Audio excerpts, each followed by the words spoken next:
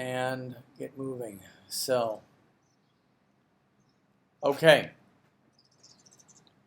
Hopefully we've got all this. Okay, so really what's happening here is that we've gone through doing research.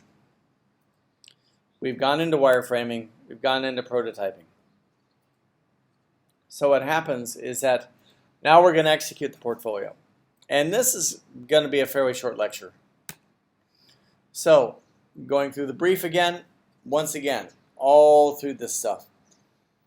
Project 3, basically what happens is that, well, seniors, this ain't going to, I didn't change this right before the meeting, so this is probably going to be more important than usual because of the fact that the senior exhibition is in the fall. So this is really going to be your public face. So that's going to be the situation. So I want you to use at least 10 works, and I'll put some samples of student work out. I promised that before. Last class, didn't do it. I'll do it now. So, what is this thing? It's your digital self. You know, it's what you want people to see of what you do. It's how you contact people, and it's how you communicate with them. I'm going to say that there's one part in it that I'm forgetting to talk about, and I'm going to say I'll say that at the end. So why is it so important?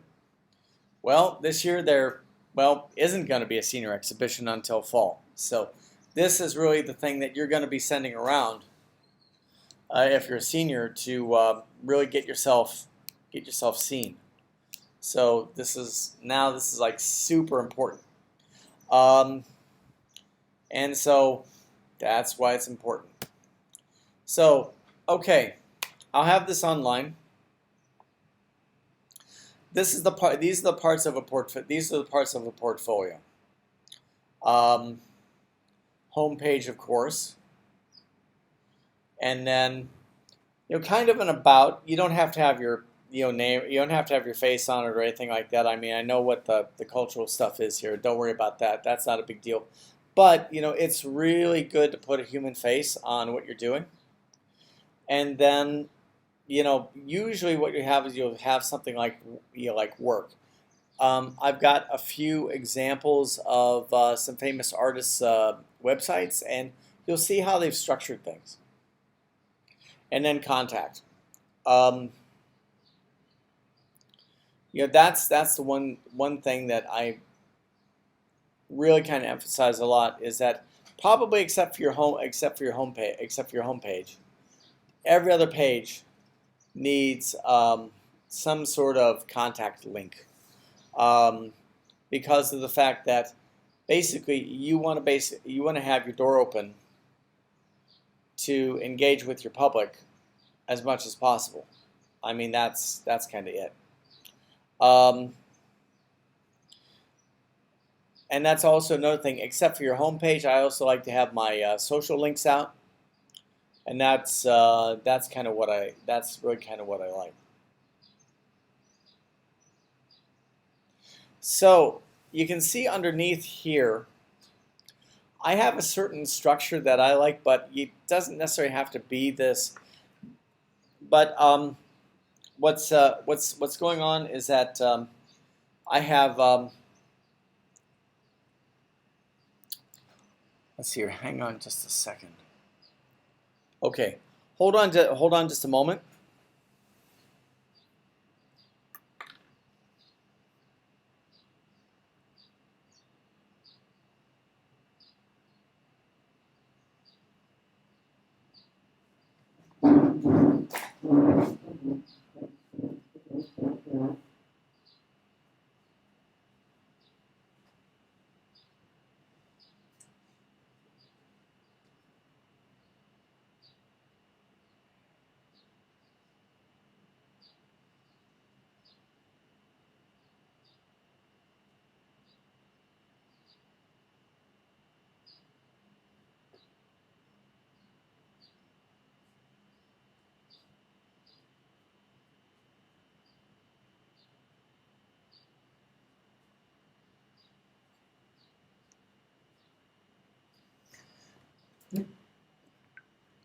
Okay, sorry about that. That was a student from another class. So, um,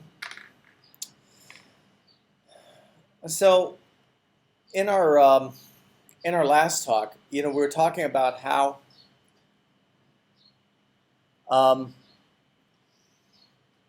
what we can talk about how there's an album, and I'll show you this from James Turrell's site. He's a really famous light artist. Um, you have these images, and then the thing is that when you click on that image, then it takes you down into a larger body of work. So that's what this whole thing is talking about here. I mean, in this case, we've got 27 pieces. I'm only asking for at least 10, but the thing is that if you're, if I mean, whatever classes you've done or whatever work you've done, and the thing is, try to have as professional work as you can. Um, you know, you should have at least 10, 15 images. I was just going through my own archive. I found like I had a couple thousand. So anyway, but then I've been doing this 30 years. So I was actually really pretty shocked. So that's that. So let's drill down into this and just take a look at how this works. So this is James Turrell's homepage. So what happens is that he doesn't necessarily have a contact, but he's got a search. Maybe, maybe not. This is a very special project of his, Rodent Crater. He basically put an installation in, in the crater, in the caldera of a volcano. I mean, okay. He's been working on that for like 30 years. So, okay, that's there. Exhibitions and artworks, fair enough. I figured that, you haven't been in the business long enough to have a lot of exhibitions, but here you have about, artworks, and then I'd say contact, and then if you've got one extra thing, maybe doing that. But that's really it. Here's Gerhard Richter. I mean, he's been around for huge amounts of time. So I would not recommend doing something in his style because it's just way too much stuff. Actually, a lot of curators just freak out and just leave.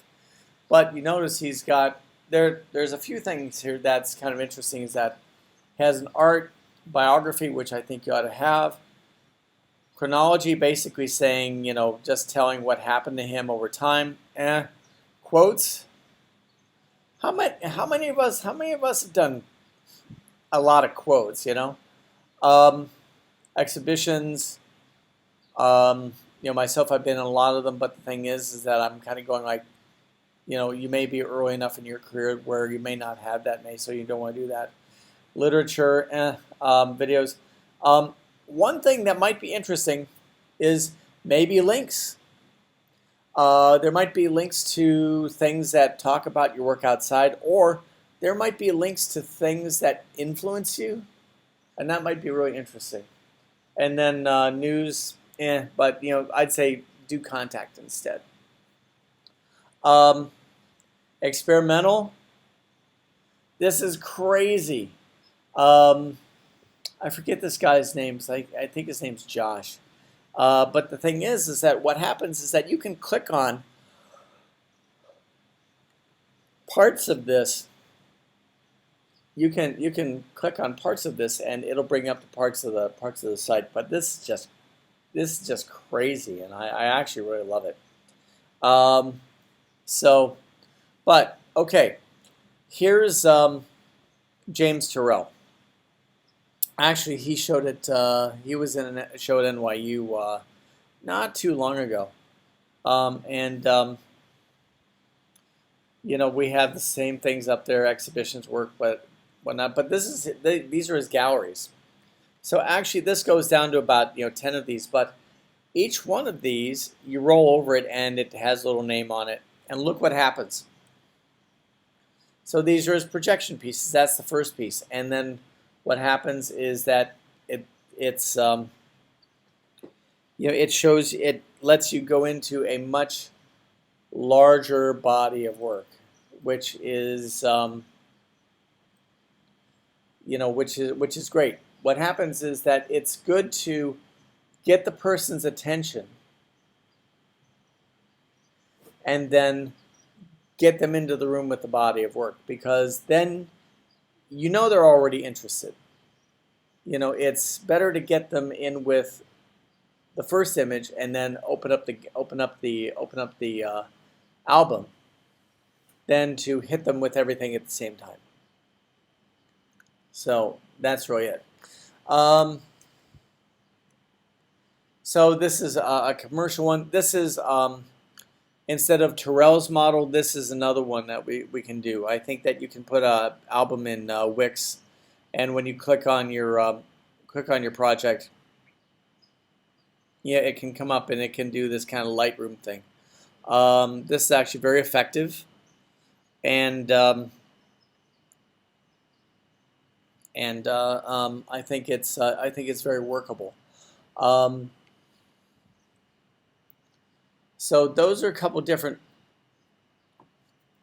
ways to go with this. The thing is that the big question that I get with students doing this is sort of like, what do I want to see in these things? And the thing is that I'm going to turn the question back on you. What do you want people to see? And how are you going to organize it? That's the big question. What do you want people to see, and how do you want to organize it? Because the thing is that what you want to do is that you want to show people who you are, what you do, and basically through contact how you want to engage with them. So, on one hand, if you're a fine artist, you want people to show and buy your work.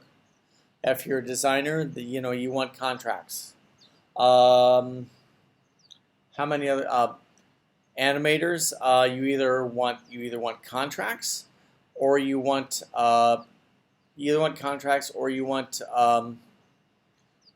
people to hire you, or you want people to buy your concept. So this is all pretty straightforward. The one thing I'm going to say to animators is that to be perfectly honest, in my opinion, out of the 5 years I've taught this class, I think animators probably take the portfolio assignment the least serious out of all the majors. And I'm not saying anything about any one, any student or another. But what happens is that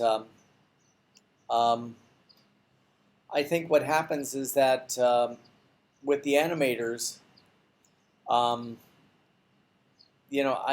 think there's this idea of maybe not thinking about how this, how this benefits your practice. And really what happens is that it's really all about trying to show, it's really a place to put your demo reels. And it's really a place to kind of like consider if you're Hayao Miyazaki. Consider like the Studio Ghibli website. In other words, what happens is that each one of us as an animator, we have kind of this world vision that we have in our mind that our world is around, that our work is situated in. And the thing is that the portfolio website creates that frame, and that's where we're at. So is that nothing with the it's just the fact that in my working with them, I just kind of feel like they, in the past they felt like this is a more abstract thing in relation to them. And actually, to tell you the truth, is that I think this is a very concrete applied project. So bio and CV, here's a couple models. This is Mel Chin. He just got, there's this really famous award called a MacArthur grant, and he just got this, and it's about 100. It's about 200,000 dirhams, and so he just got that to do whatever he wants, which is fantastic. So, and you know, he was born in Texas. He's based in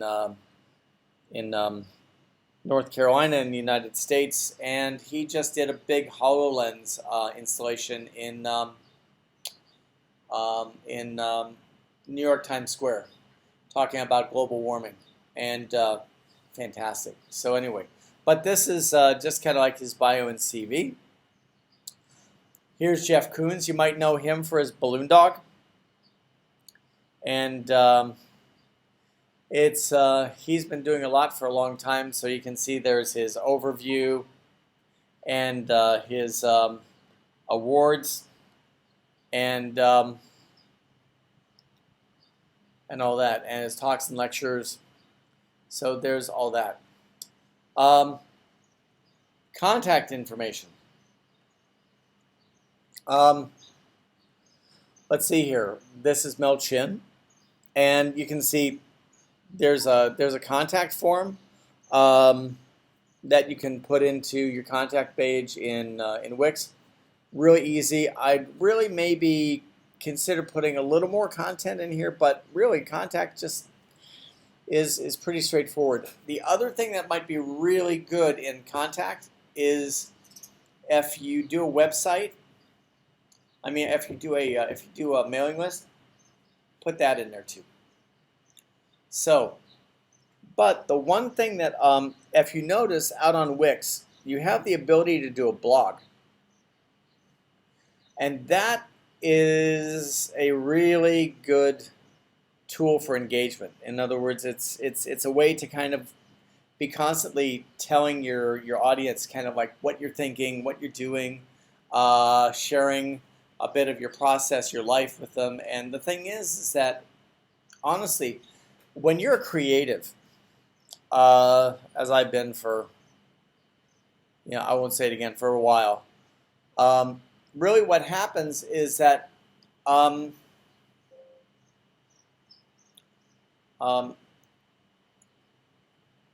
people want you to be part of their life in one way or the other. In other words, they at least want to have a conversation or something like that because they like your vision. In other words, if they like your view of the world, they like how you see things, and generally people want to talk to you. I mean, the one thing is I say as a fine artist, in many ways, you're as much the product as the work you make. Because what happens is that they want to make you part of their life, and they want to engage with you somehow. It doesn't mean that you're going to be best friends with them, but I mean it's just a matter of saying that if somebody's collecting your work, this is a professional relationship. So, and that needs to be respected. And so what happens is that periodically putting out a newsletter, making sure to keep a database with all your contacts, and making sure that you're keeping in touch with people, super important. And I think that's where I kind of go with that. Yep. By the way, this is one of my favorite artists in the entire world. This is Laurie Anderson, and so she's out of New York. She's a multimedia artist.